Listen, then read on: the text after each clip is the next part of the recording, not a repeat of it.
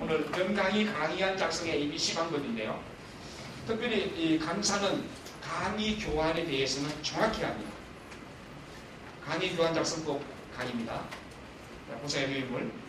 이 강의를 제가 12시 10분까지 끌고 나가겠습니다. 강사는 말을 잘하는 사람이죠. 맞죠? 그러면 이 말은 어디에서 나오죠? 머리에서 나옵니다. 하지만 머릿속에 담겨져 있는 내용은 어디서 나올까요? 글에서 나옵니다. 따라서 글을 잘 쓰는 강사가 말을 잘하는 강사가 됩니다. 잘 말하는 강사가 됩니다. 말을 잘하는 사람과 잘 말하는 사람은 다르죠. 말을 잘하는 사람은 말장이라고 합니다. 그런데 말을 잘하는 사람과 잘 말하는 사람은 차이가 있습니다. 말을 잘하는 사람은 사기꾼이 될 가능성이 높아요. 그렇죠? 강사는, 명강사는 말을 잘하는 사람이 아닙니다. 명강사는 잘 말하는 사람입니다. 그래서 내가 갖고 있는 생각을 상대방에게 아주 정확하게 전달하는 능력이 있어야 됩니다.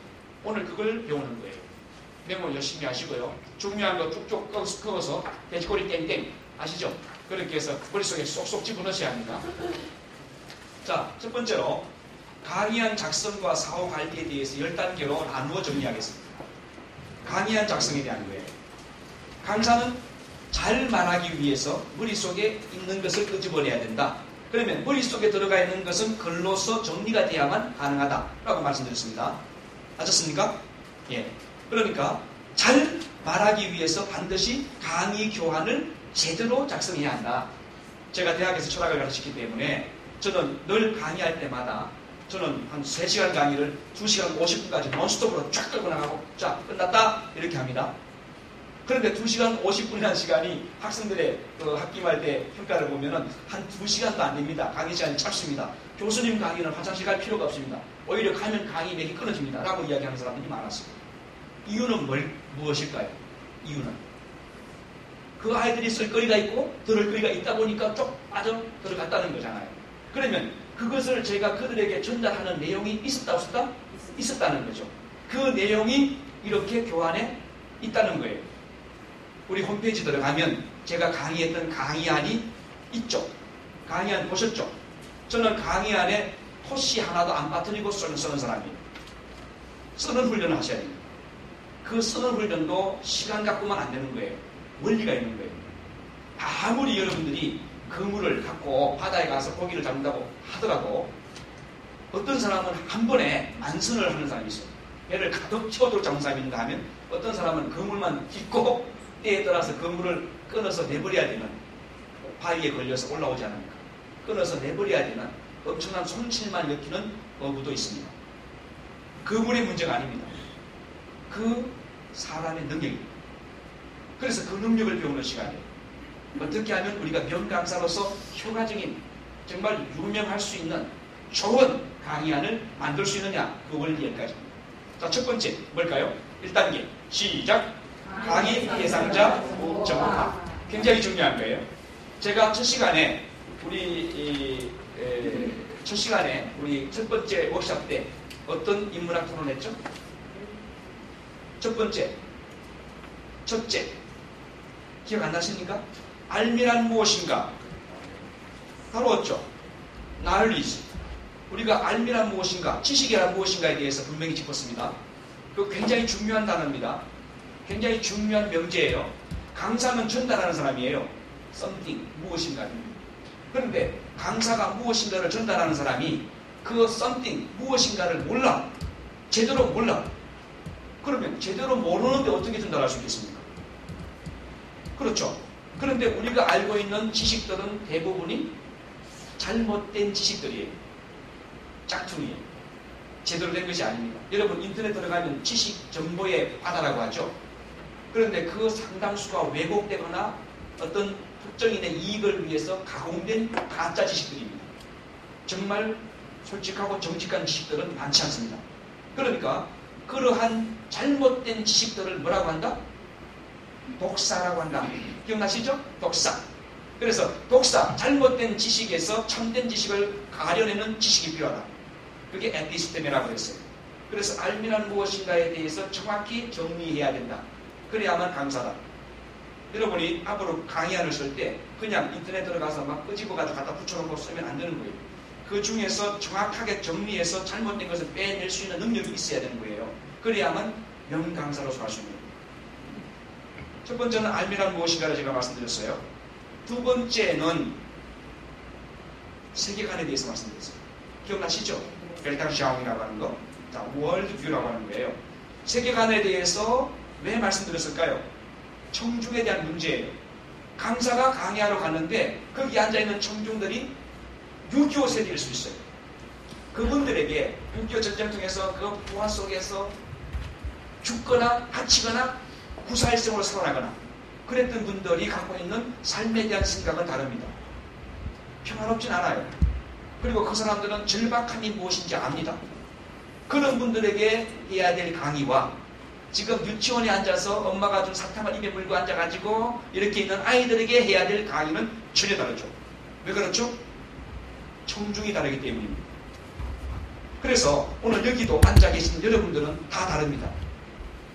대학의 현직 교수도 있고 또 경찰로 활동하시는 공무원도 계시고 또 우리 시청에 이렇게 30년째 근무하는 주임변 그리고 또 국민은행 지원장으로 퇴임하신 분도 계시고 또 성직자도 계시고 다양한 유형으로 활동하는 여러분들이에요. 그러니까 각자가 보는 세계관이 같을까요? 다를까요? 다르죠.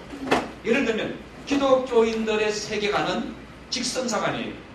직선상관이라고 하는 것은 스타팅 포인트, 출발점과 엔딩 포인트, 종착점이 있다는 것을 인정하는. 그래서 출발해서 끝! 이게 직선상관이 쭉 가고 마는 거예요. 가면 거기에서 지옥 가냐 천국 가냐 이걸로 나뉘어질 뿐입니다. 이게 기독교적 세계관이에요. 하지만 불교의 세계관은 달라요. 그렇지 않아요. 불교는 원이에요. 윤회예요. 돌고 도는 거예요. 그래서 멸이 곧 생이고 생이 곧 멸이다. 이게 불교예요. 기독교에서는 죽은 다음에 심판이 있다. 그리고 이제 인생은 끝나는 거다. 천국 가든지 지옥 가든지 라고 말하지만 불교 같은 관점이나 또는 힌두교 같은 관점에서는 아니야. 윤회하는 거야. 도는 거야. 나선형으로 돌아가. 이렇게. 이게 인생이야. 그러니까 뭐 죽는다고 해서 슬퍼하지 마라. 또 태어났다고 너무 갑죽거리지 마라. 이런 거예요. 각각 다른 세계관을 가진 사람에게 똑같은 내용을 전달할 때는 전달의 기술에 따라서 어떤 쪽은 정말 잘했다. 명강이다라고 할 수 있고요. 또 반대 세계관을 가진 사람은 어떻게 그렇게 말할 수 있나? 전혀 틀린 말이야. 잘못된 거야. 라고 정죄할 수 있단 말이에요. 그게 세계관이에요. 기억나시죠? 예. 그리고 우리가 그 다음에 다루었던 것이 뭐냐 하면 웰빙 파인더라고 하는 거예요. 웰빙 파인더. 그 책 한 권을 떼면서 그 책이 갖고 있는 5가지의 웰빙을 우리가 생각했어요. 왜? 우리는 행복 강사니까. 행복 강사는 행복을 이야기해야 될 거 아닙니까? 그러면 세계적으로 저명한 행복학자들의 이야기가 무엇인지를 분석해야 될 거 아니에요. 그 분석해서 그들이 말했던 것을 정확하게 알고 있어야 내가 어디든지 가서 정확하게 전달할 수 있잖아요. 그래서 웰빙 파인더에서는 5가지의 웰빙을 이야기했어요. 기억나십니까? 자, 천재들 여러분은 다 천재 맞죠? 여기 IQ가 200 이하 아무도 없죠? 자, 첫 번째 어떤 웰빙이 있었나요? 커리어 웰빙이 있어요. 커리어 웰빙. 그렇죠? 직업적 웰빙이 있었어요. 두 번째는 소셜 웰빙이 있었어요. 사회적 웰빙. 세 번째는 파이낸셜 웰빙이 있었잖아요. 경제적 웰빙. 네 번째는 네? 커뮤니케이셔널 웰빙이 있었어요. 예. 그 다음 5번째는 기억 안 나십니까? 자, 왜 안 날까요? 복습하지 않았기 때문에. 우리가 열심히 배우고 우리는 망각의 존재예요. 잊어버린다고요. 그렇기 때문에 노트를 잘 하셔야 됩니다. 노트를 하시고 거기에 대해서 중요한 내용을 정리해서 내 것으로 가져야 됩니다. 가지기만 하면 나는 나중에 강의할 때 아주 품격 있는 강의를 할 수 있어요. 왜 강사들이 일찍 떴다가 없어질까요? 여러분, 유명 강사와 명강사가 같습니까? 틀립니까? 틀립니다. 유명 강사는 많이 알려진 사람이 유명 강사입니다. 명강사는 내용이 정말 품격 있는 것을 가르치는 강사가 명강사입니다. 여러분 이름이 많이 알려졌다고 해서 그 사람이 잘한다고 착각하면 안 됩니다. 맞죠? 예. 그러니까 우리는 품격 있는 고품격 강사로 가는 거예요. 그러려면 내용이 있어야 돼요. 이 내용을 이렇게 매번 워크숍 때 하나씩 건드리는데 놓치지 마시라는 거죠. 오늘 오후에는 아주 중요한 거다 봅니다.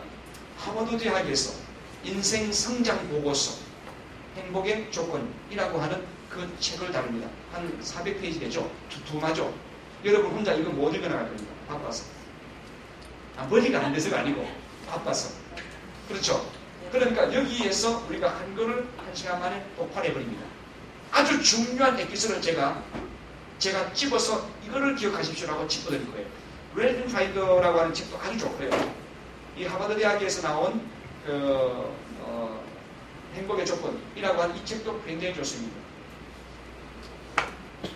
그러니까 이러한 것이 내용 속에 들어가 있으면 그것을 내가 써서 내 교환으로 만들면 그것이 다시 입으로 나올 때 잘 말하는 강사가 되는 거죠.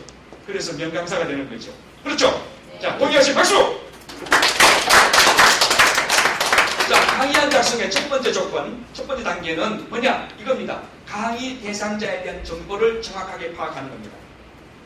제가 3월 달에 여기 부산시 인재개발원의 공무원들 대상으로 강의를 하게 되는데 그 강의 교환도 제가 여기 기요서를 해놨습니다.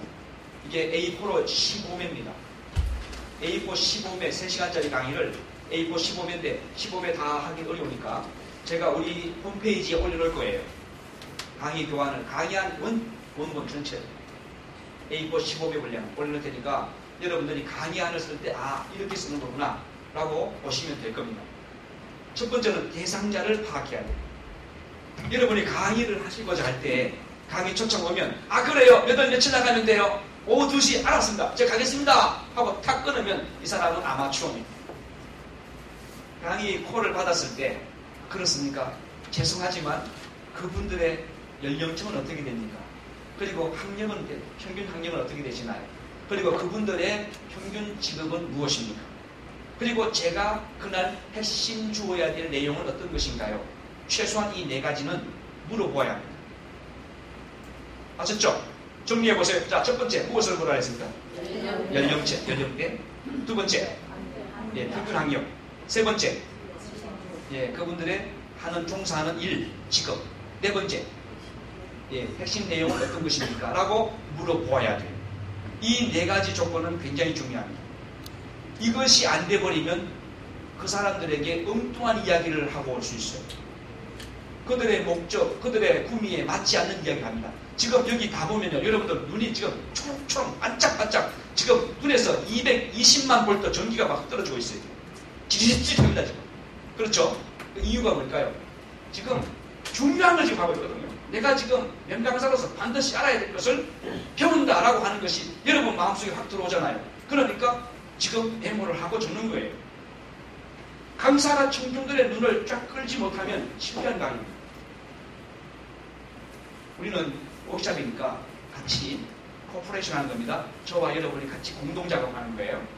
그래서 편안한 마음으로 하지만 실제 강의장 가면 그렇지 않습니다. 공동 작업이 안 됩니다. 그 사람들은 딱 앉아서 저 사람 무슨 이야기 하러 왔을까 하고 다리 딱 꼬고 앉아가 핸드폰만 주고 있습니다. 그렇죠. 중고등학교 가면 아이들 따지다죠. 엎어서 저런 놈 있고 하품하고 옆에 장난치고 떠들받는 놈 있잖아요. 자, 대상자를 정확히 파악하자.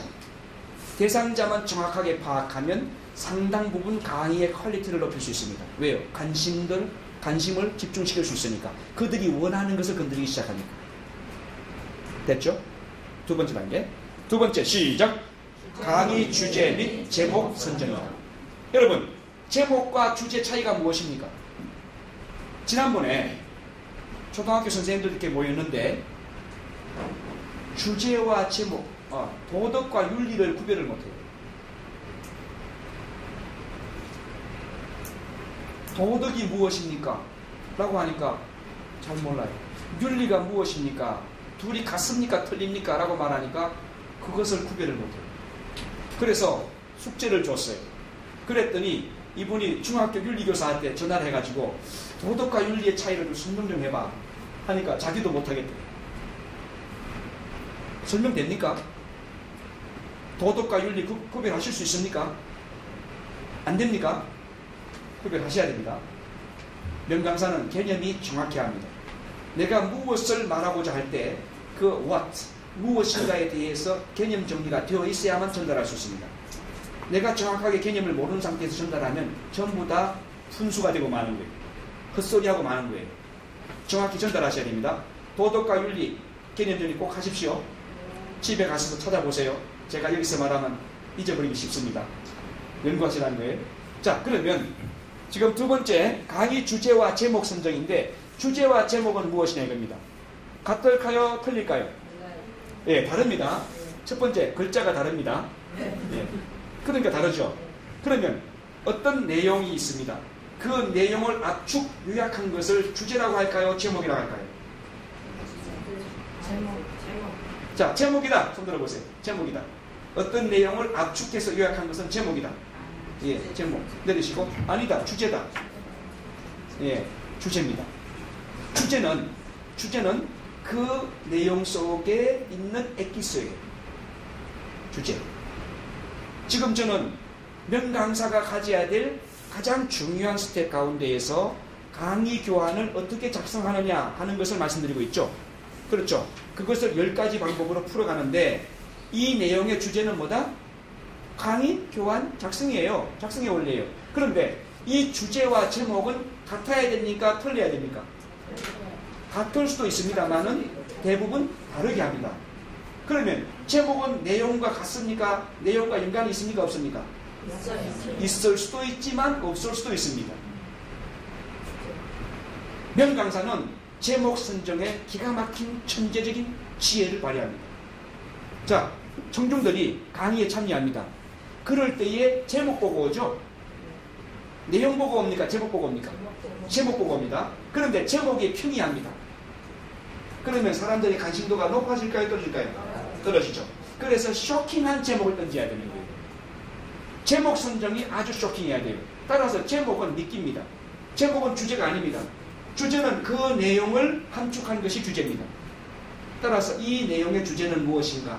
라고 말했을 때 그 내용을 잘 읽어보고 정리할 수 있는 능력이 있어야 되고 그 정리된 것이 주제입니다. 거꾸로 말하면 주제 선정을 하면 그 주제에 맞는 내용으로 서론, 본론, 결론으로 기술해 나갈 수 있죠. 그렇죠. 그러면 제목과 주제는 같다 틀리다? 같을 수도 있고 틀릴 수도 있다. 그런데 노련미가 있는 강사는 제목과 주제를 같이 쓰지 않는다. 따라오셨습니까? 그리고 제목은 쇼킹하게 간다. 제목은 컬러풀하게 간단 말이에요. 제목만 딱 보면 야! 주고 내가 한번 가봐야지. 가보니까 내용은 명강사가 가져야 될 글쓰기에 대한 이야기더라. 아, 그게 주제였구나. 그러면 오늘 이 시간에 제가 제목을 붙인다면 이렇게 붙일 거예요. 명강사 이것을 알아야 된다. 이런 거. 그러면 쇼킹하잖아요. 명강사 이것을 알아야 된다. 가보니까 주제는 뭐예요? 명강사의 글쓰기 방법이에요. 교환 작성법이에요. 그렇죠? 그리고 내용은 10가지로 쭉 나누어서 말하더라. 이렇게 정리되는 겁니다. 두 번째 단계 정리됐죠? 자, 여기까지 정리합시다. 명강사의 효과적인 교환 작성의 방법은 첫 번째는 청중을 정확히 파악해라. 말씀드렸습니다. 두 번째 뭡니까? 주제와 제목을 선정해라. 그러면 먼저 제목을 선정하는 것일까요? 먼저 주제를 선정해야 될까요? 주제를 선정해야 합니다. 제목은 나중에 붙이는 거예요. 제목은 주제를 정하고 주제에 맞는 글로 쭉쭉쭉 펼쳐나갑니다.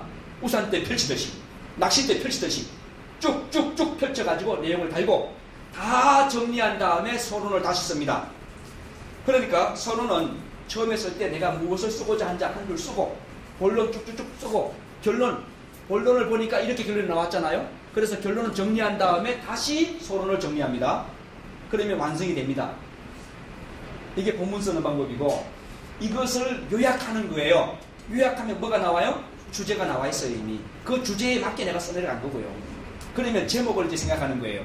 어떻게 하면 쇼킹하게, 어떻게 하면 저 사람 마음속에 쏙 드는 제목을 만들까라고 고민해야 되는 거예요. 그래서 강의안을 저 같은 경우는 이번에 부산시청에 공무원들 대상으로 하는 그 분야는 정신과 의사가 강의하는 분야래요. 가족 정신 건강에 대해서 강의해 주세요. 이겁니다. 저는 정신과 의사가 아닙니다. 저는 내추로파티 닥터입니다. 저는 정신과하고 상관이 없습니다. 그런데 저에게 요청했던 것은 파지티브 사이콜로지, 긍정심리학의 분야에서 해피니스라고 하는 행복이 나오기 때문에 결국은 행복이 정신과의 최우두머리에 있다고 저는 보는 거예요. 정신과 의사들이 못하는 부분을 우리가 할 수 있는 거예요. 이쯤 되면 여러분 박수가 안 나옵니까? 이렇게 이야기합니다. 자, 대한민국 명강사 개발원 원장 김용진 교수가 정신과 의사가 강의해야 될 분야를 맡아서 강의한다. 그러면 이건 여러분도 할 수 있다 없다? 할 수 있다라는 자신감을 가져야 될 거 아닙니까? 그렇죠? 자, 세 번째 단계로 가겠습니다. 세 번째 시작. 강의 목차 작성. 자, 주제가 선정됐습니다. 제목은 마지막에 하셔도 된다고 그랬습니다. 그러면 세 번째 단계는 강의의 주제에 맞는 목차를 만들어야 됩니다. 목차는 대개 본론에 대한 것만 넣으면 되겠죠.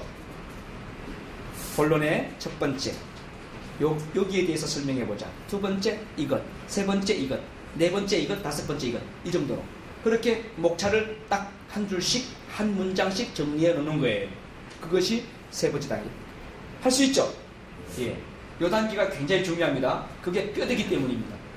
집을 지을 때 요것을 기둥으로 써야 될지 석가래로 써야 될지를 구별하지 못하면 그 집은 모양새가 잘 안 나오거나 아니면 무너집니다. 무게를 못 이겨서. 기둥으로 쏠려면 기둥으로 써야 되고 석가래로 걸칠 거는 석가래로 걸쳐야 되는 거예요. 그렇죠? 그래서 목차 선정은 굉장히 중요합니다. 목차에서 장절을 구별할 때 요거는 장으로 가야 된다. 1장, 2장, 3장으로 가는 큰 제목이다. 소제목 가운데 큰 제목이다 라고 하면 그렇게 가야 되고요. 거기 가운데 절로 분류해서 요거는 1장에 들어갈 내용이다. 요거는 2장에 들어갈 세부 내용이다 라고 할 때 그 한 문장씩 장으로 넣어야 되냐 절로 넣어야 되냐 하는 것은 여러분이 잘 선택하셔야 돼요. 그게 기술이에요. 우리 명강사 개발원 홈페이지에 거기에 제가 올리라고 할 거예요. 자, 예를 들면 내가 생각하는 행복에 대해서 한번 써보세요. 10분 강의안이라고 생각하고 써서 올려보세요 라고 하면 그 방법을 이제는 주제를 정하고 주제를 올려놓고 그 밑에는 목차를 정해서 올려놓고 그리고 내용을 잘 붙여서 올려놓고 마지막에 제목을 붙여놓는 거예요. 이런 단계로 여러분이 실습할 때가 올 거예요. 좋죠? 그런 방법을 통해서 다른 분이 올리는 것도 보시고 여기에서는 이런 문제가 있겠다. 저분은 지금 교환 작성법에 있어서 이런 ABC 원리가 틀렸다 하는 것을 여러분이 좀 짚어볼 필요가 있습니다. 네 번째 시작. 강의 주제에 맞는 다양한 소재를 만들어야 됩니다. 여러분 신문 잘 보시는 분 손 들어보세요. 신문. 예. 그 다음 잡지. 여러분 다 보시죠? 뉴욕타임즈 같은 거. 요즘 여러분 뉴스 다 보시잖아요. NHK 같은 거 안 보십니까? 홍콩 방송 같은 거? 안 보십니까? 전혀 안 보십니까? 예, 저는 보시는 줄 알았어요. 지금 신동민 강사님 눈이 빨간데 어젯밤 뭐 이거 하셨습니까? 아니죠? 예, 뉴욕타임즈 계속 가서 보느라고 바빴죠? 그런 거예요. 자, 중요한 이야기입니다. 우리가 강의를 할 때 정말 중요한 인포메이션, 정보를 줄 수 있는 강의를 해야 된다는 거죠. 그러려면 그 정보는 내 머리에서 나오는 것이 아닙니다. 그 정보는 이 세상에서 그게 와야 되는 것입니다. 그러기 위해서 정보다라고 생각해서 정보를 올려놓은 것이 뉴스페이퍼예요. 맞죠? 신문이라고 하는 것은 정보를 올려놓은 공간이에요. 따라서 신문을 많이 활용해야 합니다. 명강사는 지금 현재 우리나라에 어떤 상황이 벌어지고 있고 국제적으로 어떤 정치적 상황에 있는가라고 하는 문제를 정확히 짚어야 돼요. 조금 있으면 아마 더 스쿠퍼라고 하는 CBSI에서 만드는 주간 잡지, 경제 잡지입니다. 스쿠퍼 유명한 잡지입니다. 그 두툼한 잡지인데 매주 나옵니다. 아마 이름이 무슨 기자더라? 그 기자가 여기 옵니다. 우리 인터뷰하러 옵니다. 제 기사가 지난주에 나갔어요. 여기 제 강의 칼럼이 나갔는데 제가 그 칼럼니스트로 활동해달라고 해서 해줄게 그런데 못 써주고 있어요. 바빠서. 그런데 여러분 저는 경제인이 아닙니다. 저는 경제학도도 아니고요. 경제 전문가도 아닙니다. 그러니까 저는 경제 잡지 안 읽어도 되죠? 읽어야 됩니까? 왜 읽어야 됩니까? 그렇죠. 제가 무슨 강사입니까? 행복 강사입니다. 사람이 살아가는 데 있어서 경제적이라는 문제는 굉장히 중요합니다. 경제라고 하는 것이 사람의 삶의 질과 관계가 된 거예요. 그렇기 때문에 경제에 대해서 어떤 트렌드가 지금 발생하고 있는지 분석할 수 있는 능력이 있어야 되는데, 제가 시장 가서 조사하고 또 경제기업원 가가지고 조사하고 또 통계청 가서 자료달라고 그러고 이렇게 하려면 제가 바빠요. 어떻게 하면 될까요? 그 전문가들이 만들어 놓은 전문 서적들 또는 전문 채널을 이용하면 됩니다. 아주 간단합니다. 조금만 좀 관심 가지면 되는 거예요. 그렇죠? 맞죠? 예. 그러면 저는 예술 못합니다. 저는 음악 못합니다. 파바로티가 누군지 잘 모릅니다. 제가 모스크바에 가서 강의하러 갈 때 보니까 모스크바에서 제가 그 아는 교수님이 저를 데리고 그 극장에 데리고 가더라고요. 그 가서 볼쇼이 발레 봤습니다. 우리 한국 돈으로 아마 몇십만 한답니다. 거기 외국인들은 굉장히 비쌉니다. 러시아인들은. 외국인들은 굉장히 비싸고 그 국내 사람, 러시아 사람들은 싸요. 한국 돈으로 한 2, 3천 원밖에 안 받고 외국 사람은 20만 원, 30만 원짜리입니다. 티켓팅 하나에. 정말 멋진 거 봤어요. 한 번은 백조의 호수, 또 한 번은 호두깎이 인형. 그거 발레하는데 진짜 멋지게 합니다. 그리고 이 가수들, 그들이 노래를 하는데 남자예요. 남자 성악가인데요. 소년의 목소리 됩니다. 나이가 40살쯤 됐는데 목소리가 10살 어린아이의 목소리라고 합니다. 아주 높은 음에 맑고 아주 막 굉장히 좋은 목소리를 내는 그런 모습을 내가 보면서 감동을 받았어요. 근데 조금 삼천포로 빠져나갔습니다. 저는 음악가가 아닙니다. 저는 음악을 가르치는 사람도 아닙니다. 저는 행복 강사입니다. 그러면 그 음악에 대해서 알 필요 없죠? 알 필요 없죠? 예, 알 필요 없죠라고 생각하면 나는 이미 행복 강사의 자질에서 질이 떨어지는 겁니다. 나는 프로가 아닙니다. 나는 아마추어일 뿐입니다. 따라합시다. 주먹을 쥐고. 나는 프로야. 프로가 뭡니까? 프로페셔널, 전문가라는 겁니다. 전문가라고 하는 것은 도사란 이야기예요. 도사. 여러분에게 마이크를 딱 잡게 해주는 순간부터 끝나는 시간, 종 땡 칠 때까지 여러분이 청중을 쫙 끌고 갈 수 있는 능력이 있어야 되는데, 그 능력은 내가 갖고 있는 정보량입니다. 내가 얼마만큼의 정보량을 갖고 있느냐에 따라서 내 관객들, 청중들은 나의 강의의 몰입도를 높여줄 수 있습니다. 내가 모르는 걸 이야기할 때. 그게 뉴스가 되는 거죠. 그래서 이 네 번째 단계 중요한데요. 소재를 다양하게 확보해야 합니다. 여러분, 독서카드 있잖아요. 독서카드를 이제 앞으로 만드세요. 독서카드를 큰 걸로 하지 마시고 작은 걸로 하세요. 명함 사이즈로 된 거예요. 그렇게 하시는데 가시다가 어디에서 카피라이터 보시고 그게 참 좋으면 그게 제목이 될 수 있어요. 강의 제목이. 그런 것도 적으세요. 메모 딱 적으세요. 주문 딱 포켓팅 하시고 서점에 갔습니다. 서점에 가면 신간서적 나오는 코너 있잖아요. 그 가서 언제 다 책을 볼 겁니까? 바빠 죽겠네. 그러면 어떻게 합니까? 신간서적 쫙 가서 목차 쭉 보는 거예요. 목차 쭉 보고 책 제목 쭉 보고 좋은 걸 딱 꺼내는 거예요. 도서 목록 속에서 쭉 꺼내서 펼쳐보는데, 책도 효과적으로 읽는 방법은 빨리 책을 읽으라고 하는 게 중요합니다. 여러분, 책 한 권에 인생 걸 겁니까? 하루에도 수십만 권의 책이 나오는데 책 한 권에 2시간씩 그냥 투자할 겁니까? 그러면 세월아 합니다. 그죠? 그러니까 책을 빨리 다독게 하는 것이 좋아요. 다독하기 위해서는 책을 목록을 보고 가장 좋은 내가 필이 꽂히는 그 책을 끄집어내서 처음에 딱 펼쳐서 저자가 누군가를 봐야 됩니다. 저자를 봐야 돼요. 저자. 이 저자가 정말 인지도가 있는 저자인지 아닌지 한번 보라 이거예요. 그리고 그 저자의 커리어를 한번 보세요. 이 사람이 어떠한 학력을 갖고 있고 어떠한 소셜 포지션, 사회적 위치를 갖고 있는지, 그리고 그분이 갖고 있는 레퍼런스, 관련 자료들이 무엇이 있는지를 한번 보세요. 그러면 읽을 거리가 있겠다 없겠다 판단이 됩니다. 만약에 별거 아니다 싶으면 이게 잡담일 수 있어요. 그 책에 내 인생 걸면 안 됩니다. 빨리 집어 던져야 됩니다. 그렇죠. 먼저 저자를 보시고 두 번째 목차를 보세요. 목차가 그 내용입니다. 그 책의 내용입니다. 목차를 쭉 보면서 다 읽을 거 없습니다. 항상 저는 책을 27권 썼습니다만은 제가 쓴 책 속에서도 장을 채우려고 페이지를 채우려고 쓰잘데기 없이 넣은 것도 있단 말이에요. 그러나 그것을 구별 못하는 사람은 그 책을 갖다 놓고 무릎 꿇고 앉아가 기도까지 하고 그거를 다 읽고 나서 감사기도까지 하면 3일 4일 걸리는 거예요. 그 인생 그냥 가는 거예요. 맞죠? 그러니까 수많은 책들이 있는데 그걸 다 읽다 보면 나는 바보가 되는 거예요. 따라서 목차를 보고 내게 꼭 필요하다고 생각되는 챕터만 끄집어서 보는데 그거를 어떻게 읽느냐? 처음부터 끝까지 다 읽어버리면 시간이 많이 가니까 가장 중요한 거 첫 번째 문장을 보는 겁니다. 한 문단에서 첫 번째 문장을 쫙 읽어보세요. 읽어보고 그 내용이 첫 번째 문장이 그 문단의 내용입니다. 아셨죠? 그래서 첫 번째 문장을 읽고 난 다음에 이것은 나한테 필요 없다 하면 다음 문단으로 넘어가세요. 그 다음 문장을 읽을 필요가 없습니다.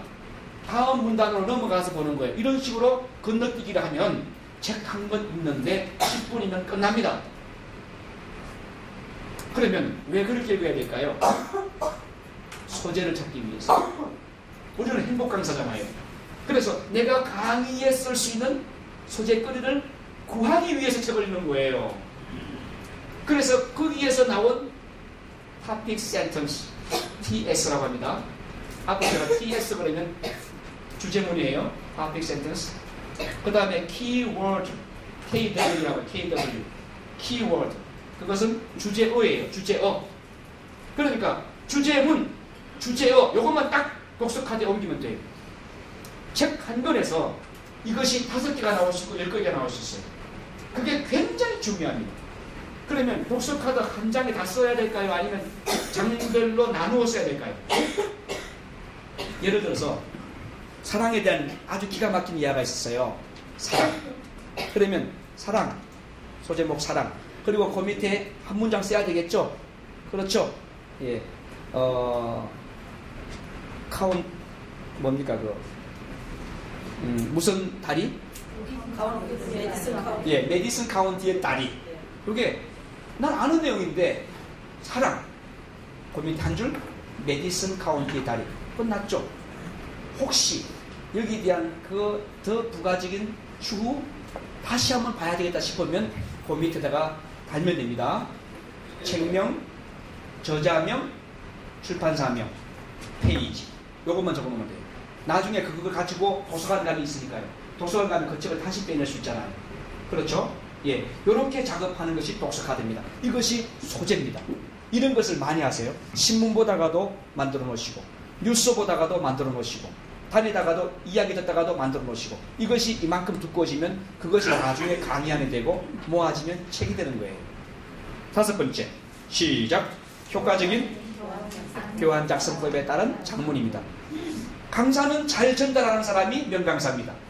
잘 전달하기 위해서는 정리된 내용이 있어야 되는데 정리된 내용은 머리에서 나오는 것이 아니라 글에서 나온다고 말씀드렸습니다.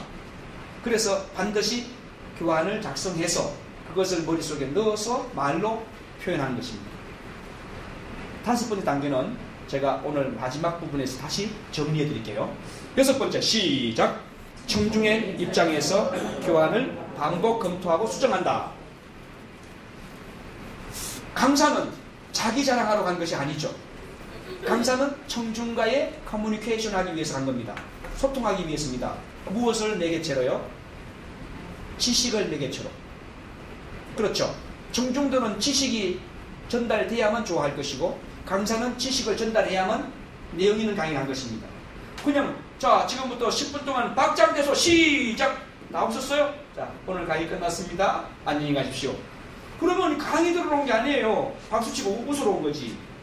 그렇잖아요. 그러니까 분명한 내용이 있어야 되는 거예요. 이 내용을 전달할 수 있어야 되는데 그 내용이 어디서 나오느냐? 바로 이게 6번째죠. 청중의 입장에서 수락이 될 때 내용이 있다고 합니다. 흔히 강의를 하고 나서 자아도취에 빠질 수가 있어요. 나 오늘 강의 참 잘했어 라고 착각하는 거죠. 그리고 물어보세요. 내가 오늘 강의 괜찮았어요? 강의 너무 좋았어요. 대부분 그렇게 말합니다. 여러분 속지 마세요. 지금 그분은 사기치고 있습니다. 네? 속지 마세요. 오늘 강의 너무 잘하셨습니다. 진짜 좋았습니다. 라고 말하는 건 거의 다 거짓말이라고 생각하시면 됩니다. 정말 강의가 좋았다면요, 그 사람이 그 다음 주에도 앞자리에 앉아 있습니다. 그런데 만약에 내 강의가 별로 안 좋았다 그러면 그 사람 그 다음 주는 저 뒷자리에 앉아 있거나 안 보이거나 아니면 영원히 안 나타나시거나 그럴 겁니다. 그걸로 알면 됩니다. 그 사람의 입에서 나오는 말은 뻥이라고 생각하시면 돼요. 저는 이거 많이 경험한 거예요. 그렇죠? 그러니까 그 강의가 정말 좋았다라고 평가를 받으려면 항상 강사의 입장에서 강의안을 보시면 안 되고, 강의안을 쓴 다음에 누구의 입장에서? 청중의 입장에서 강의안을 수정하라 이겁니다. 그것을 눈높이라고 해요. 눈높이. 이 눈높이가 맞은 강의가 좋은 강의다. 그것은 반드시 강의가 진행되기 전에 수정되어야 될 부분이에요.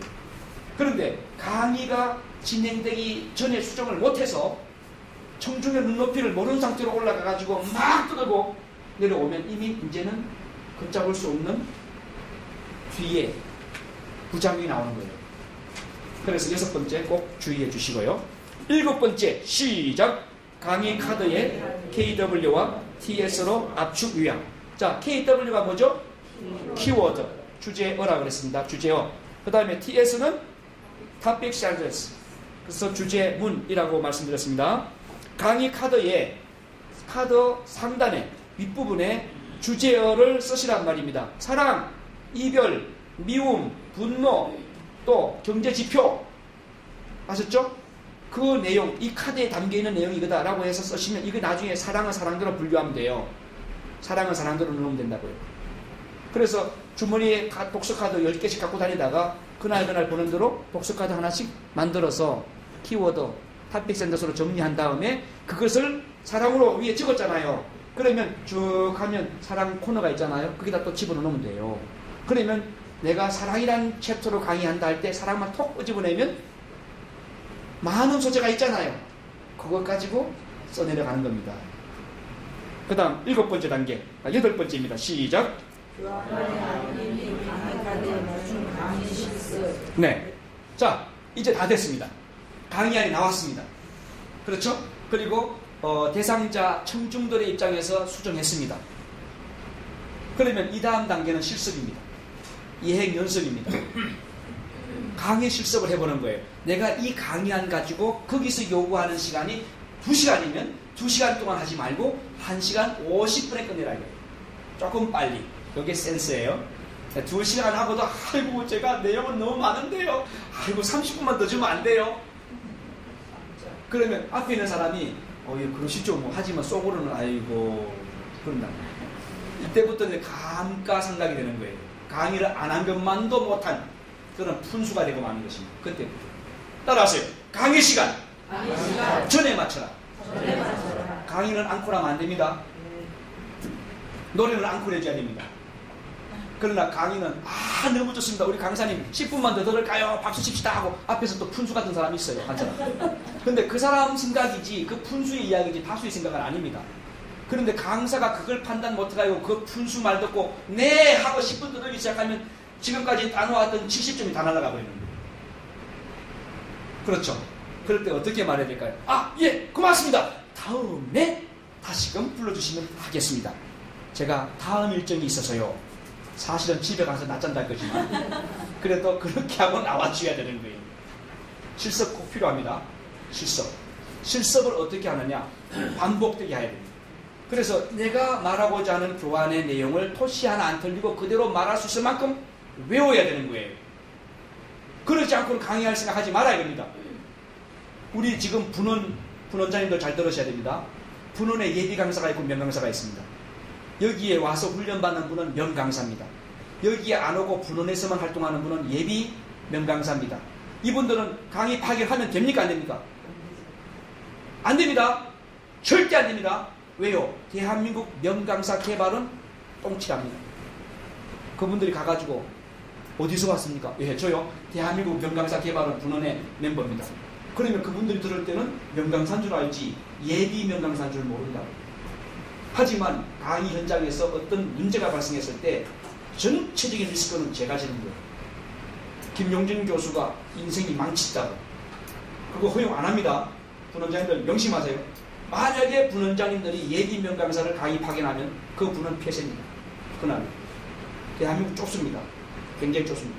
정예화된 강사만 내보내야만 조직이 삽니다. 아시죠? 그래서 여러분들이 강의안을 작성한 다음에 그걸 가지고 예행 연습을 충분히 해서 이 강의안을 딱 던져놓고 이야기를 할 수 있을 만큼의 준비를 하고 나서 강의해라. 그러지 않고 이걸 보면서 그래서 말이죠. 제가 그 다음 어디까지 했죠? 맞아 여기네. 4번째 줄. 6번째. 미안합니다.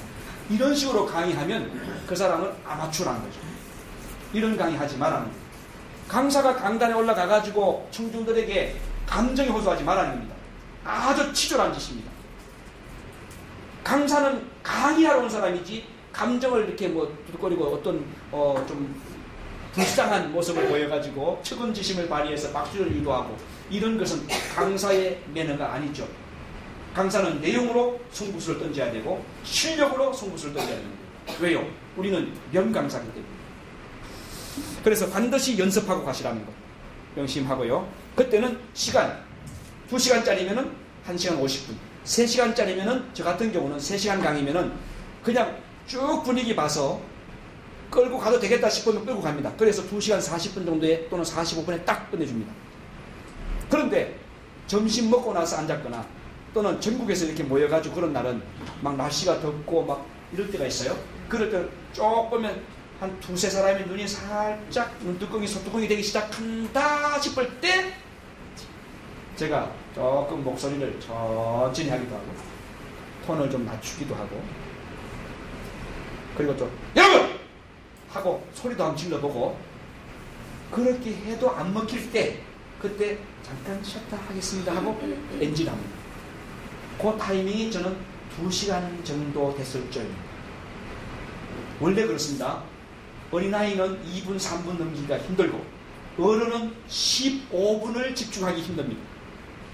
그래서 15분 이내에 한 번쯤 슬쩍슬쩍 유머스러운 이야기를 해주는 강사가 돼야 되는데 그런 것도 실습에 넣어봐야 됩니다.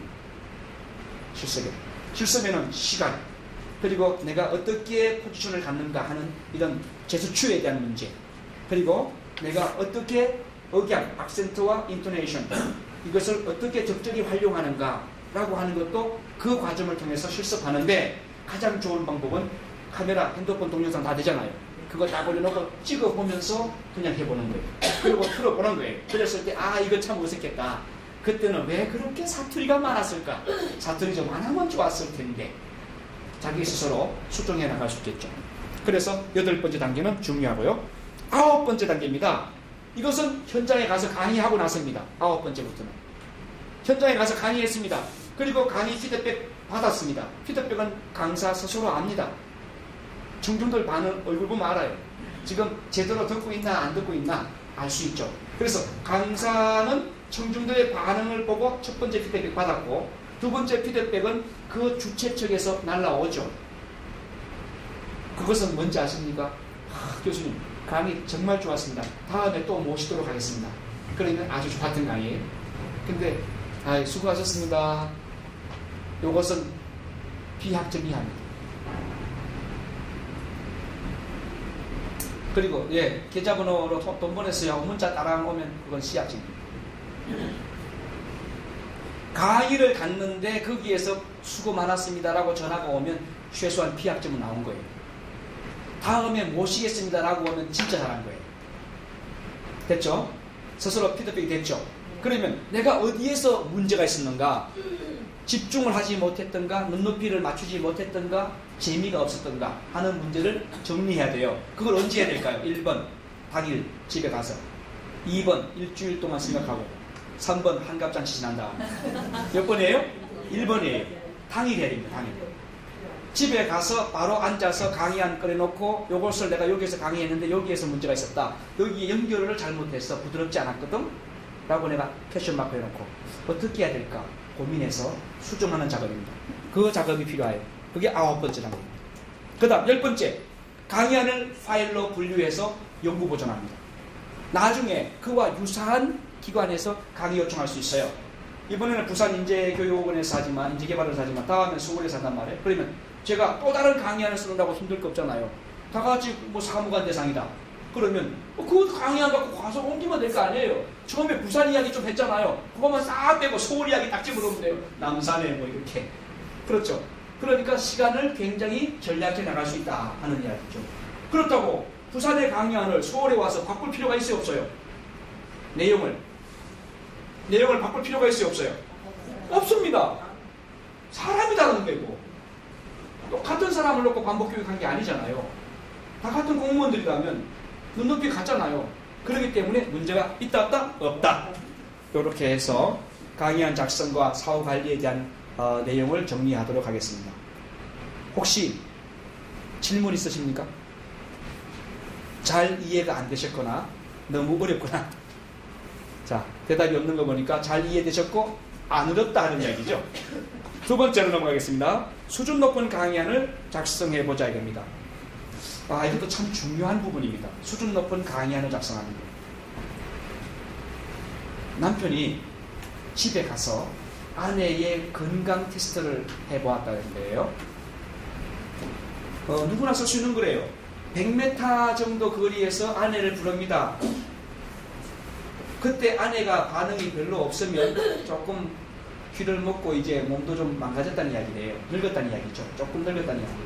근데 50m 정도 가서 이야기했는데도 아내가 반응을 안 보인다. 그러면 상당히 늙었다는 거예요. 그렇지만 10m 뒤에 가서 이야기했는데도 반응이 없다. 그러면 이건 아주 심각한 병을 갖고 있다는 거예요. 이 사실을 알은 남편이 퇴근해서 100m 밖에서 불렀어요. 여보, 오늘 저녁은 뭐야? 아내가 아무 말 없는 거예요. 50m 갔습니다. 여보, 오늘 저녁은 뭐야? 그래도 아무 반응이 없어요. 가까이 가가지고 뒤에서 꼭 안고 여보, 오늘 저녁은 뭐야? 라고 했더니 뭐라고 답이 나왔어요? 네? 뭐라고요? 수제비라고 몇 번을 하래. 수제비라고요? 네, 수제비라고 몇 번을 말해. 예. 수제비라고 내가 몇 번을 말했어, 이 인간아! 자, 누가 문제입니까? 남편이 기를 먹었다는 거예요. 자기는 기 먹은 걸 생각 안 하고 부인이 말을 하고 있는데도 지금 자기는 못 듣고 딴소리 한 거예요. 이런 강사가 될 수 있습니다. 그래서 두 번째, 이 강의는 참 중요한 거예요. 수준 높은 강의안을 작성하지 못하면 자기는 열심히 떠들었지만 거기서 반응은 자기가 못 듣고 있는 거예요. 수준 높은 강의안 작성하기 위해서 첫 번째, 체계성입니다. 강의는 쭉쭉쭉쭉 연결돼야 됩니다. 연속적으로 연결돼야 됩니다. 늘 기억하세요. 낚싯대의 원리. 낚싯대는 한 마디 한 마디가 쭉쭉쭉쭉 빠져나오죠. 그리고 촥 추리면 1m 안으로 딱 추려집니다. 60cm 정도로. 이게 낚싯대입니다. 강의도 그렇습니다. 맛깔나는 강의는요, 이만했다 저만했다가 아닙니다. 예화를 들더라도 그 주제에 연관된 예화를 들고 나가야 돼요. 처음부터 끝까지 일치월장 그 내용으로 몰고 가야 돼요. 그러지 않으면 강의가 심란해져. 무슨 내용을 하려고 했는지, 무엇을 말했는지 기억이 안 나요. 첫 번째 중요한 겁니다. 주제에 적합한 내용들로 연속시켜 나가고. 두 번째 뭡니까? 논리성이죠. 논리에 맞는 객관적인 전개를 해나가라. 논리성. 여러분, 논리성이란 아시죠? 논리적이다, 비논리적이다. 논리적이라는 것은 서론, 본론, 결론이 똑 떨어지는 거예요. 자, 김용진이는 남자다. 남자는 잘생겼다. 따라서 김용진이는 미남이다. 맞습니까? 네. 그러면 이걸 논리라고 해요. 그 사람 논리적이네. 여러분, 저는 명강사입니다. 왜냐하면 명강사 개발원에 앉아 있으니까요. 그리고 명강사 신분증을 차고 있으니까요. 논리적이죠? 요것을 말하는 거예요. 그런데 나는 사람이다. 그런데 나는 밥만 먹으면 잔다. 자는 것은 멍멍이. 멍멍이는 사람이 아니다. 고로 나도 사람이 아니다. 이것도 논리예요. 논리적이라고요. 근데 지금 처음에 썼던 것은 긍정 논리고 뒤에 썼던 논리는 부정 논리예요. 강의를 할 때 논리적으로 해라. 하지만 가능하면 청중을 억압하거나 청중의 기분을 떨어뜨리는 논리를 쓰지 말고 청중의 기분을 업시키는 긍정 논리를 쓰는 강사가 되라. 두 번째 단계에서 말씀드렸습니다. 세 번째는 개념 정리입니다. 개념의 명확한 용어를 쓰라. 우리가 쓰다 보면 모호한 단어가 있어요. 굉장히 모호한 단어. 그것을 심각하게 따라서 달리 해석될 수 있는 단어입니다. 요즘 우리나라는 동무란 말 써도 괜찮아요. 동무 어디서 봤슈? 그래도 문제가 없어요. 그러나 얼마 전에는 동무란 말을 쓰면 잡아가는 때가 있었어요. 개념이 모호한 단어를 쓰면 전달이 떨어져요. 따라서 정확하게 개념화가 된 단어를 써라. 그것이 수준 높은 강의 안에 굉장히 중요한 거고요. 그 다음 독창성입니다. 네 번째, 독창적인 개념으로 정리해 나가는 것이 중요하다는 거죠. 누구나 말하는 거 다 말할 수 있잖아요. 그러면 그 강의가 맛깔나지 않잖아요. 그러니까 맞다. 크리에이티브하구나. 야, 정말 좋구나. 그런 생각이 들도록 해야 돼요. 여러분, 우리는 명강사죠. 우리의 강의를 듣는 사람들이 세 가지를 느껴야 합니다. 첫 번째는 독창성, 크리에이티비티예요. 정말 독창적이다. 참신하다. 이런 생각이 들어야 돼요. 두 번째는 프레쉬. 신선해야 돼요. 정말로 내가 안 들어본 거야. 정말로 신선한 충격을 주네. 이거예요. 세 번째는 다이내믹해야 돼요. 다이내믹, 역동적이어야 된단 말이에요. 그 강의를 듣고 나서 가슴에서 뭔가 뜨거운 뭐가 이게 솟아나야 돼요. 그래, 맞아. 내가 그렇게 해야 되는구나. 그걸 내가 놓쳤구나. 이 생각이 들도록 만들어 가야 된다고요. 아셨죠? 그 작업이 우리에게 굉장히 중요한 작업들입니다. 이 세 가지를 성공하면 그 사람은 명강사로 뜨는 거예요. 세 가지 뭐라고 말씀드렸습니까? 독창성, 참신성, 역동성. 이 세 가지. 거기에 포커스를 맞추고 강사가 훈련해야 되는 거죠. 다섯 번째입니다. 감성을 활용하는 것 중요하죠. 감동이나 공감의 요소를 적절히 활용하는 겁니다. 특별히 강사가 강의할 때, 인문학 강의할 때는요, 지식만 전달해주고 나오면 강의가 재미가 없습니다. 감성을 울려주고 와야 돼요. 몇 번은요. 제가 어릴 때 이야기입니다. 구정 전날 큰아빠 집에 아버지와 함께 산길을 걸어서 가던 친구의 이야기입니다. 근데 아버지가 막걸리를 드시고 술이 취해서 산길을 넘어가다가 술 취한 채로 그냥 눈밭에 누워서 잠이 들었습니다. 제 친구는 그 아버지를 깨웠지만 아버지가 일어나지 않았고 그 산중의 밤은 깊어졌습니다. 그 밤이 지나도록 이 친구는 아버지를 끌어안고 거기에서 울어 죽고 말았습니다. 초등학교 1학년 정재수 친구의 이야기입니다. 여러분, 우리의 아버지가 만약에 눈밭에 쓰러져서 죽으신다면 여러분은 어떻게 하시겠습니까? 아마도 제 친구처럼 여러분들도 그 아버지를 끌어안고 아버지를 살리려고 노력하다가 같이 동사할 수 있을 것입니다.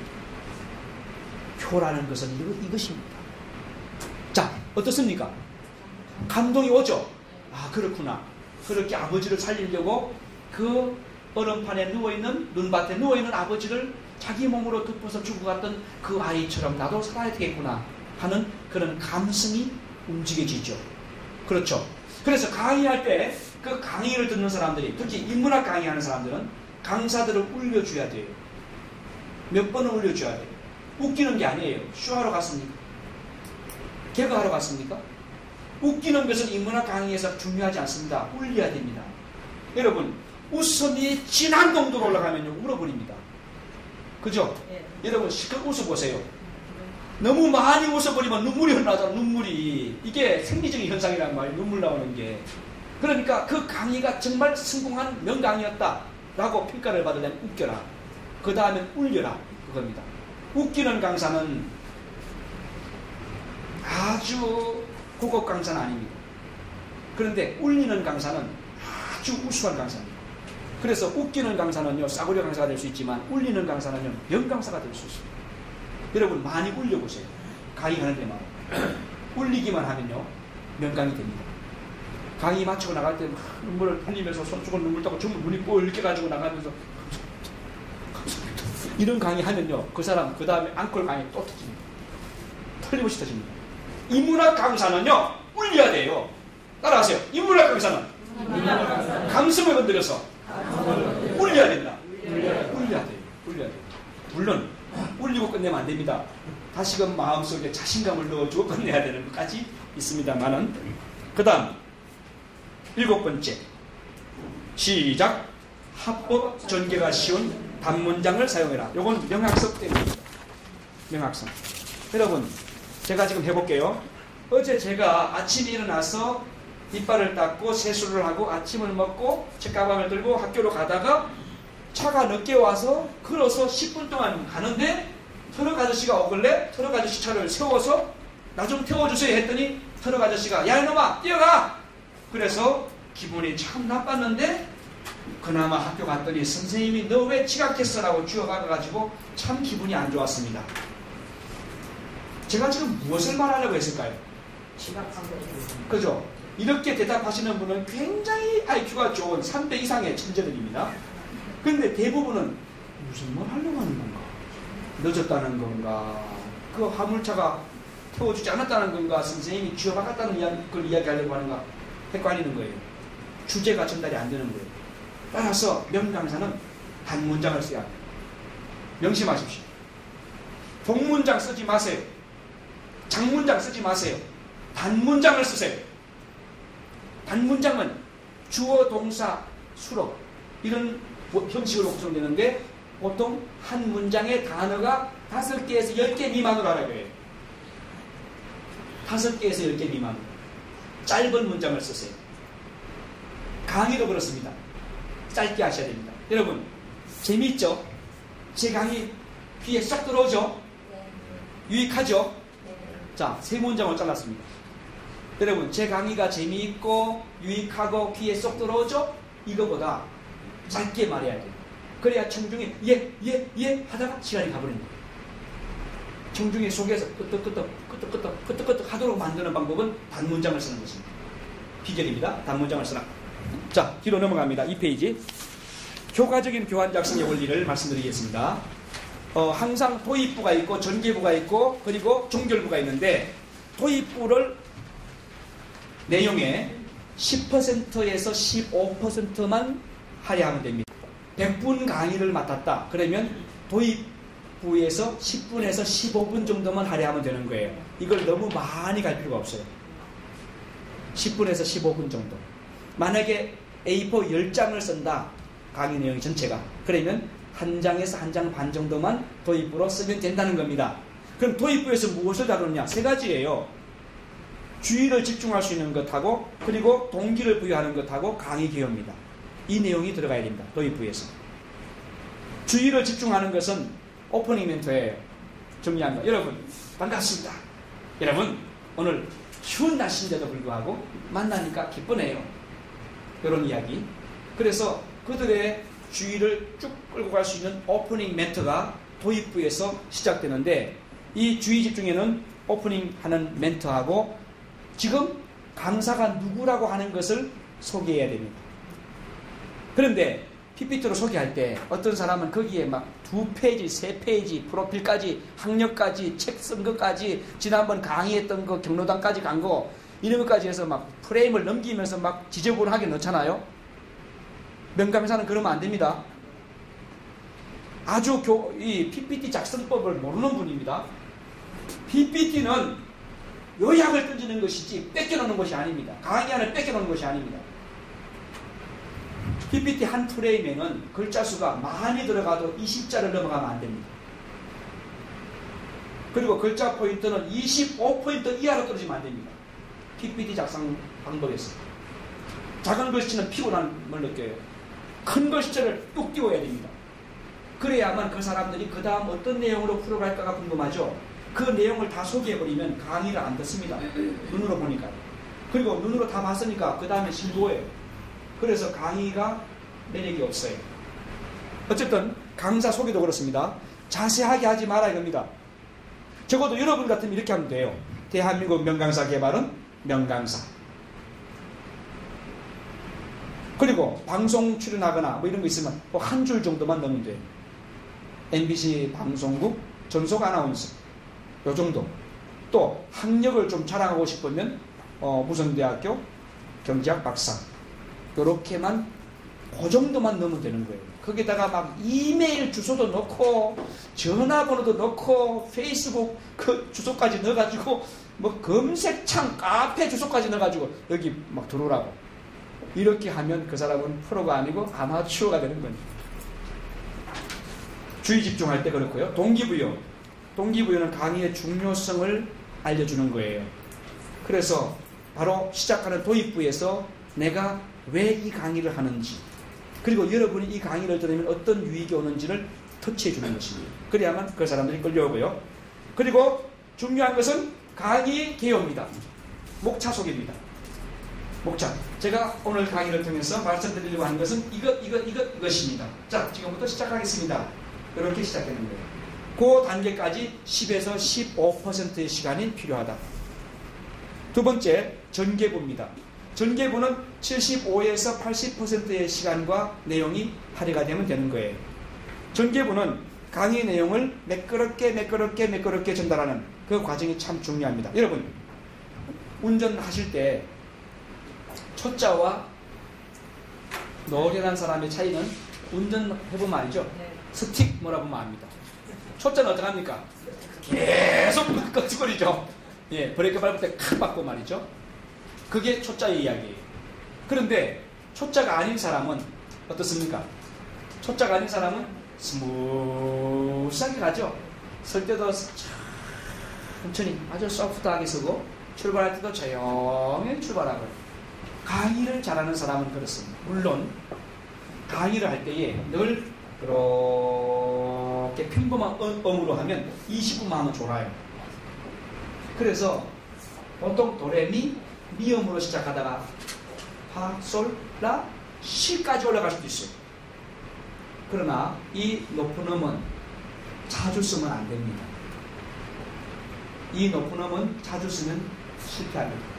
오늘 마이크 소리가 좀 큽니까 작습니까? 크죠? 크죠? 작습니까? 좋습니까?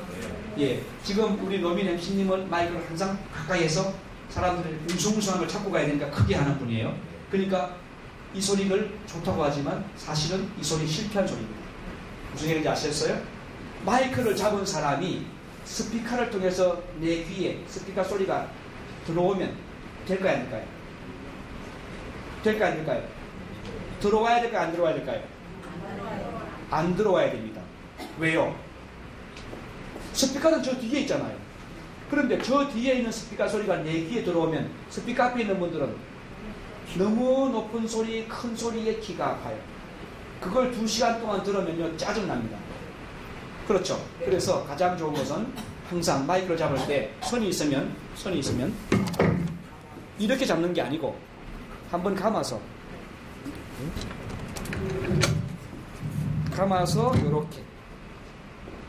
요렇게 해야 됩니다. 왜냐하면 이게 걸려가지고 이게 빠지는 수가 있어요. 이걸 방지하기 위한 것입니다. 이렇게 잡는 거예요. 그런데 요걸 잡을 때 요만큼 입에다 대고 이렇게 하는 것이 아니라 이렇게 하면 침소리, 숨소리 다 들어가요. 그러니까 이렇게 띄우는 겁니다. 이렇게 하면 이 침과 숨이 안 들어가요. 이렇게 하는 겁니다. 주먹 하나가 들어갈 정도로 띄우는 겁니다. 이렇게 띄우면 또 너무 성의가 없어요. 예의가 없고 자신이 없어 보여요. 그러니까 이 정도로 해서 자연스럽게 이 정도로 주먹 하나가 왔다 갔다 할 정도의 여백을 두고 하면 되는데 소리가 지금은 큰 거예요. 이 소리가 작은 소리가 아닙니다. 왜요? 제 귀에 들어와요. 스피커가 여기 있거든요. 여기 뒤에는 없는데 제 귀에 들어오니까 여러분 귀에는 조금 거슬리게 들릴 수가 있어요. 그래서 도레미에서 미음으로 쭉 가는데 때에 따라서는 시도 가도 된다 이거예요. 하지만 이게 많아서는 안 된다. 이게 많으면 강의에 참여도나 또는 질은 떨어진다. 그거 명심해 주시고요. 자, 전개부에는 8가지가 중요합니다. 첫 번째는 강의 내용을 체계적으로 정리해 가야 된다. 서론, 본론, 결론 형식이고요. 두 번째는 강의의 방향을 유지하라. 그 가운데 예화라든지 어떤 사례를 제시할 때 그게 시간이 너무 길어져 버리면 본론이 흐트러집니다. 그래서 짧게 특지하고 지나가는 거예요. 양념은 많이 넣으면 안 됩니다. 미원을 많이 치면 안 되는 거예요. 미원을 살짝 치는 거예요. 그죠? 예화라든지 다른 사례들 제시하는 것은 살짝 하고 넘어가라. 꼭 말씀드리고요. 세 번째는 전이를 잘해야 됩니다. 트랜스퍼런스라고 하는데 다른 단계로 넘어가는 단계가 굉장히 부드러워야 되는 거예요.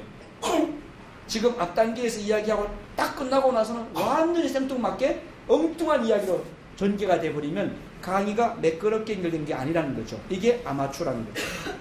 부드럽게 연결해 가야 됩니다. 그 다음으로. 네 번째는 중간중간에 동기부여의 시간을 줘야 되는 거예요. 강의를 들으면서 아, 그렇구나. 그렇게 하는 거구나. 맞아.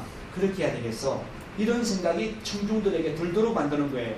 그게 강의 끝날 때 한 번 들도록 만드는 사람이 있는가 하면 강의 시작할 때부터 계속 2, 3분마다 한 번씩 아, 그렇구나 하고 또 쓰고 아, 이렇게 해야 되겠다 하고 끄떡끄떡 하고 이렇게 그러한 동감을 많이 유발하는 강사가 있어요. 끝날 때 한 번만 결심합시다. 자, 손을 들고요. 우리 한번 해봅시다. 나는 명강사야. 오늘부터 프로야.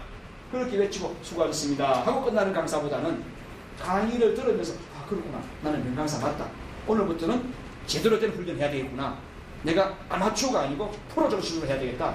이런 결심이 3분에 한 번씩, 5분에 한 번씩 계속 들도록 만들어가는 것이 명강사라 이거죠. 됐죠? 그래서 그러한 동기유발을 계속하도록 프로그램을 짜나가야 된다는 거고요. 그 다음 5번째는 주의 집중을 위한 액션은 필요하다 하는 겁니다.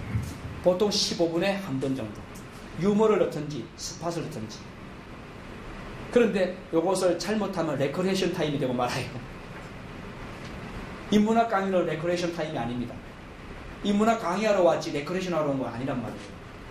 레크레이션 시간은 별도로 있어요. 전문 MC들이 와서 정말 전문가들이 아주 신나게 멋지게 하는데 내가 되지도 않는 레크레이션 하겠다고. 자, 옆에 사람하고 자, 손 마주치고 한번 해봅시다. 노래는 어떻게 부르지? 산, 토끼, 기토, 산 해가지고 그 다음 몰라. 그 다음 뭐예요? 아유, 까먹었네. 이렇게 되면 강의의 질을 떨어뜨리는 하지 말았어야 될 제스처를 하는 거예요. 레크레이션 전문가가 하도록 만들어야 돼요. 우리는 강의하러 갔지 레크레이션 하러 간 게 아니라는 거예요. 레크레이션 타임이면 레크레이션 강사가 하고 인문학 강의는 인문학 강의 강사로서 해야 되는데 그러려면 가장 좋은 것은 적절히 섞어갈 수 있는 스팟 중에는 유머가 좋다. 잘못하면 레크레이션 되니까요. 그 다음 6번째입니다. 6번째는 보조 자료를 활용해라. 예를 들면 초등학생들 같은 경우에는 강의가 잘 진행이 안 됩니다. 여러분 5분만 하면 애들이 다 몸에 틀어지기 시작합니다. 그럴 때 이걸 어떻게 잡을까요? 얘들아 집중 여기 봐요. 선생님 보세요. 자, 박수 3번 착착착, 박수 4번 착착착착. 이런 방법은 옛날 방법이죠. 그죠? 그거는 소 달구지 타고 다닐 때 이야기입니다. 지금 제트기 타고 다닐 때 그거 안 먹히는 거예요. 그러면 이제 아마추어 강사예요. 그게 아니고 여러분, 제가 오늘 강의를 잘 듣는 아이에게 마술을 보여줄게요 하고 딱 꺼내서 마술 하나 딱 보여주고 딱 집어넣는. 요즘 많이 나오잖아요. 마술 하는 거. 이렇게 지폐 넣어요. 쪽에다가 지폐 나오는 거 이런 것도 있고 있죠. 이렇게 딱 치면 딱 봉이 되는 것도 있고 있잖아요. 얼마든지 있어요. 그런 소품들 몇 천 원 안 합니다. 그런 거 좀 사다가 훈련해가지고 그런 거 2-3개 넣어야 가서 한 번 해서 요거 한 번 하고 한 10분 지나서 또 여러분 오늘 선생님 강의 잘 들으면 또 재미있는 거 하나 보여줄게. 기대하시나? 이렇게 해놓고 그 다음 강의 진행하는 이렇게 이런 방법이 필요하고요. 그 다음 7번째입니다. 강의를 인문학 강의를 할 때는 저는 꼭 강조합니다. 스토리텔링 기법을 꼭 활용하라. 스토리텔링 기법에 대해서는 추후 제가 그 시간을 좀 드릴게요. 여러분들에게 강의할 수 있는 시간 제가 드릴게요.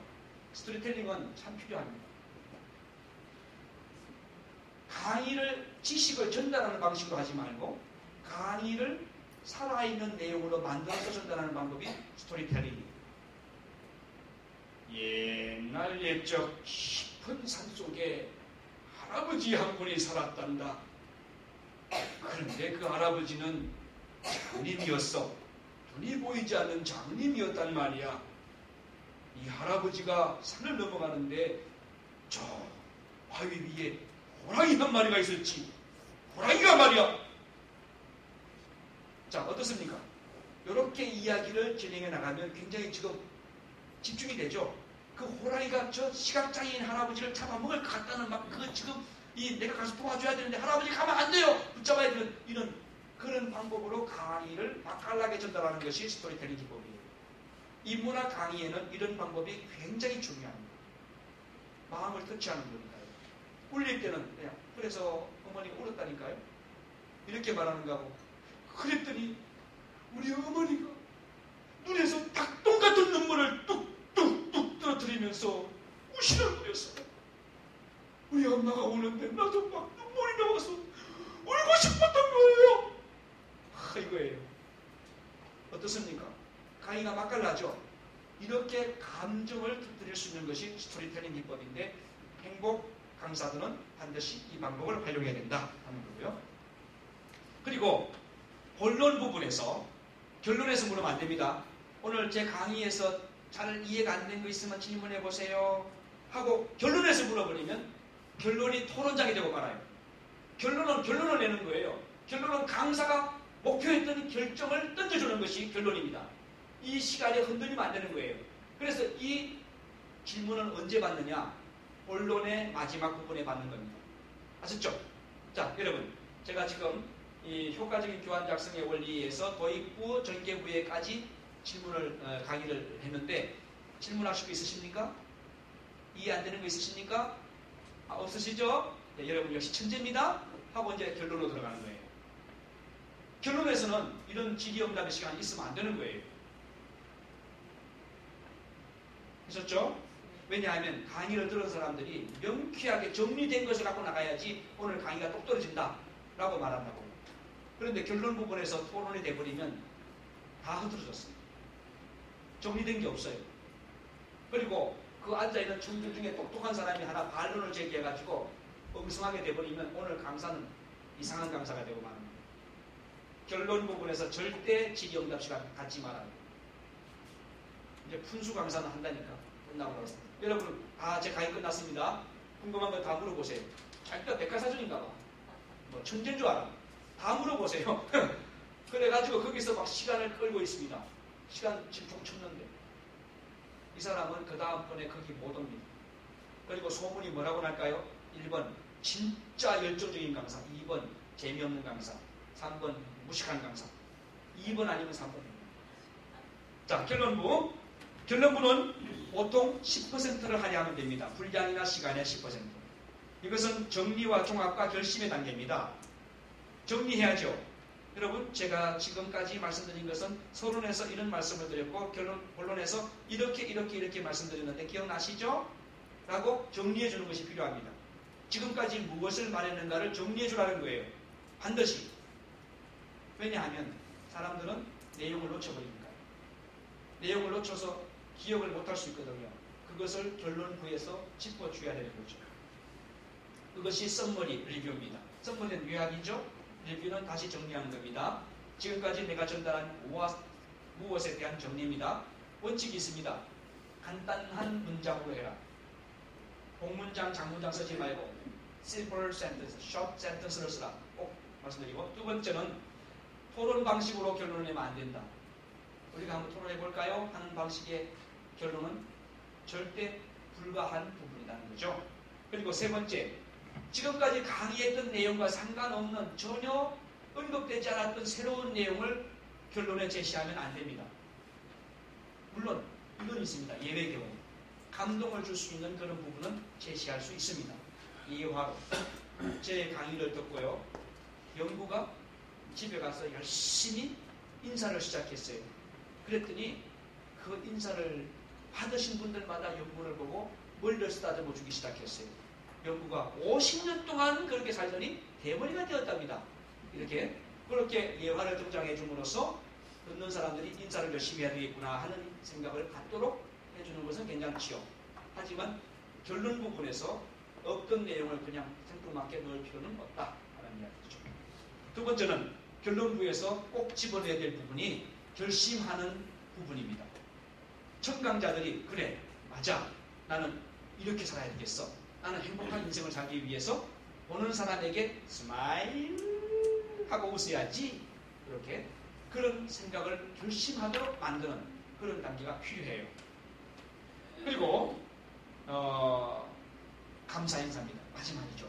여러분 오늘 명강사가 되기 위한 효과적인 강의 교환 작성법에 대한 강의를 들어주셔서 고맙습니다. 지금까지 김용진이었습니다. 고맙습니다. 이렇게 인사하는 작업이 필요한데 인사도 고맙습니다. 이게 아니죠. 항상 우리는 정중하게 예를 갖춰서 너무 90도 인사 감사합니다. 이것도 비굴하고 이것도 안 되는 거예요. 강사가 그거 하러 갔습니까? 아주 웃기는 거예요. 강사는 강사로서의 품위를 가져야 돼요. 품격 있게 가야 돼요. 혼나게, 본의 있게. 그렇죠? 그러나 정중해야 합니다. 여러분 오늘 제 강의 들어주셔서 고맙습니다. 감사합니다. 하나, 둘, 셋, 3초. 있었죠? 자 여기까지 하고요. 강의 교환 작성의 모델을 10분 동안 하고 마치겠습니다. 제 강의는 12시 10분에 마칩니다. 자, 강의 교환 작성의 모델 여기 있습니다. 이제 여러분들이 강의 요청을 받으면 해당 기관에서 몇 가지 자료를 요청할 겁니다. 첫째는 여러분의 소개서, 이력서를 달라고 할 거예요. 이력서 작성법은 추후 다시 한번 시간을 갖도록 할게요. 실제적으로. 그 다음 이력서와 프로필 같이 포함해서 그리고 또 하나는 뭐냐 하면 강의 교환 계획서입니다. 강의 교환 계획서를 달라고 해요. 그리고 어떤 경우는 이번에 그 부산 시청 인재개발원 거기는 교환을 강의 안을 다 달래요. 책을 만드니까. 그래서 A4 15면을 제가 보냅니다. 이 강의 교환 계획서만 달라는 데가 있고 강의 교환 자체를 달라는 데가 있고요. PPT는 당연히 보내야 되고요. 그렇죠? 그렇기 때문에 PPT 작성은 추후 여러분 노트북 다 갖고 오세요. 그래서 하루 종일 PPT를 어떻게 작성하는가 기초부터 잡아볼 거예요. 그런 시간도 가질 거니까. 그런데 그거는 몇 시간도 안 됩니다. 따라서 우리가 연중에 1박 2일 프로그램을 가질 거예요. 아예 하루 종일 밤을 새면서 하는 거예요. PPT 작성법 전문가를 데려다가 그렇게 할 거니까 그렇게 아시고 계시면 되고 막 어설프게 강의하려고 하지 마세요. 어설프게. 우리 정인경 부원장님 최근에 몇 군데 강의 캔슬시켰어요. 제가. 하시려고 하는데 강의 잘하십니다. 크리스토퍼의 원장님이고 밑에 강사들이 또 여럿이 계세요. 잘 강의하시지만 설익은 강의하지 마세요. 그리고 준비 안 된 강의하지 마세요. 철저히 준비해서 하세요. 라고 제가 멘트를 해드리거든요. 강의 교환 계획서는 이렇게 작성합니다. 여러분 샘플입니다. 강의 교환 계획서도 보내주세요. 하는데 그게 무슨 말인지 몰라가지고 그게 무슨 말이에요? 뭐 어떻게 보내는 거예요? 하고 걱정하지 말아야 해요. 여기 있잖아요. 강의 있죠? 요 폼은 제가 우리 홈페이지에 올려놓도록 할게요. 그 폼을 다운받아가지고 작성을 하시면 됩니다. 여러분 걸로. 그런데 잘 못하겠다. 그러면 우리 행정부원장한테 보내세요. 협조해 줄 겁니다. 이렇게 쓰세요. 저렇게 쓰세요. 하고 해드릴 거예요. 그렇게 해서 도와드릴 텐데 꼭 중요한 것은 이런 형식으로 하면 됩니다. 보세요. 강의자 인적사항 확실히 넣어야죠. 여러분 소속은 대한민국 명강사 개발원 넣으세요. 왜냐하면 강사로 훈련받는 여러분들을 누가 보장하냐 이겁니다. 여러분들 뒤에는 대한민국 명강사 개발원이 있습니다. 대한민국 명강사 개발원이 홈페이지로 당당하게 띄워져 있습니다. 소속은 대한민국 명강사 개발원 넣고 그 다음 비고는 여러분이 가장 내세울 수 있는 것. 우리 박종석 교수님 같으면은 서울시민대학 전임 강사 또는 국민은행 지점장 정년퇴직 그렇게 넣으시면 되겠죠. 그 다음에 우리 노성환 교수님 같은 경우는 강원관광대학 교수 그렇게 넣으면 되겠죠. 그러니까 기고란에는 자기를 표시할 수 있는 것을 넣으면 돼요. 됐죠? 예. 그 다음 강의 제목, 강의 주제 이제 구별하실 수 있죠. 제목과 주제 구별할 수 있죠. 그렇죠? 예, 그렇습니다. 그 다음 교수 대상 및 특성은 거기에서 받아서 넣는 거예요. 교수 목표 이런 것으로 내가 강의하겠다 이겁니다. 교수 내용은 첨부 파일로 보세요 하고 첨부 파일은 뭐예요? 강의 교환 그걸 보내는 거예요. 강의 교환은 왼쪽에 있죠. 강의 교환 작성의 모델 이 풀로 잡아서 해주면 됩니다. 그러면 강의 교환은 어떻게 작성하느냐 그 원리가 왼쪽에 있는 글입니다. 왼쪽에 보시면 용지는 A4로 하세요. 항상 요즘 이 표준 용지입니다. 이 사이즈가 A5도 있습니다. B5도 있고 그러나 관공서에서는 A4가 표준입니다. 내 마음대로 막 그냥 문종이 같이 오래가 하거나 색종이 오래가 붙이고 이렇게 하는 거 아닙니다. 깔끔하게 이대로 나가고요. 거기 보시면 글자색은 기본으로 흑색입니다. 흑색. 제가 대학교에서 레포트 받으면 빨간 줄, 빨간색, 파란색 막 해가지고 오잖아요. 노 교수님, 정 교수님 점수 잘 안 주죠? 알록달록하게. 레포트 기본이 흑색이죠. 네, 흑색입니다. 흑색. 여백 설정은 그대로 하시면 됩니다. 그대로. 거기 보세요. 제목은 보통 20포인트로 하세요. 그리고 제목은 진하게 해주세요. 볼딩 처리해주란 말입니다. 그리고 제목은 가운데 정렬로 하십니다. 가운데 정렬. 그 다음 강사 이름과 소속을 밑에 넣는데 포인트는 11포인트 정도가 좋습니다. 그리고 1. 서론 또는 머릿말 또는 들어가는 말 또는 오프닝 멘터 이런 말로 쓸 수 있겠죠. 교환에 그 단락 소제목 포인트는 15포인트 정도로 하고 진하게 쓰면 되고요. 좌측 정렬로 합니다. 좌측 정렬. 그리고 한 줄 띄웁니다. 단락과 단락 사이는 두 줄 띄우고 장과 문단 사이는 한 줄로 띄웁니다. 한 줄. 한 줄 띄우고 본문에 들어가는데 본문은 커서를 스페이스바를 하나 둘 셋 눌러야 들어갑니다. 세 칸 들어가서 이해되셨습니까? 하나 둘 세 칸 들어가서 글쓰기를 시작하시면 되고요. 그 다음에 여기에 예화나 사례나 뉴스 같은 경우는 새 글로도 괜찮습니다. 새 글로도 괜찮습니다. 본문은 흑색을 기본으로 하되 예를 들면 긍정적인 내용이다 그러면 청색을 쓰시고 부정적인 내용이다 하면 빨간색을 표시하시면 되고요. 그 다음 일반적인 내용이다 하면 뉴스, 정보 이런 것은 녹색으로 하면 되고요. 이렇게 표현하시면 되겠습니다. 강의 교환 개요서와 강의 교환 작성의 모델까지 해서 어떻게 하면 명강사가 정말 품격 있는 강의안을 작성하고 그리고 강의하고 난 다음에 그것을 수정해서 수정된 것을 연구 보관하느냐 하는 것까지 오늘 강의를 했습니다. 또 질문하고 하는 것은 다음 시간에 우리가 또 기회가 있으니까 그때 하도록 하겠습니다. 여러분 고맙습니다.